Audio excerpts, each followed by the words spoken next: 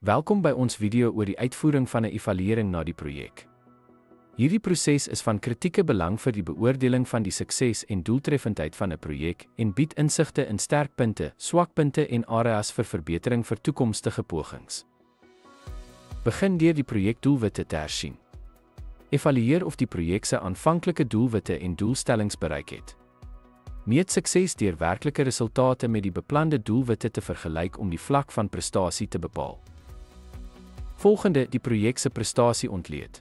Die gehalte en volledigheid van lewerbare items beoordeel en evalueer of die projek betyds en binne begrotingsbeperkings voltooi is. Versamel terugvoer van belanghebbendes, spanlede en kliënte. Versamel insette oor hul ervarings en tevredenheid en dokumenteer enige probleme of uitdagings wat tydens die projek ondervind is. Dokumenteer lesse geleer deur insigte en beste praktyke vaslê wat op toekomstige projekte toegepas kan word. Verbeteringsvoorstel om prosesse en praktyke te verbeter gebaseer op hierdie bevindinge. Skep 'n verslag wat die evalueringsbevindinge opsom, insluitend suksesse, uitdagings en toekomstige aanbevelings.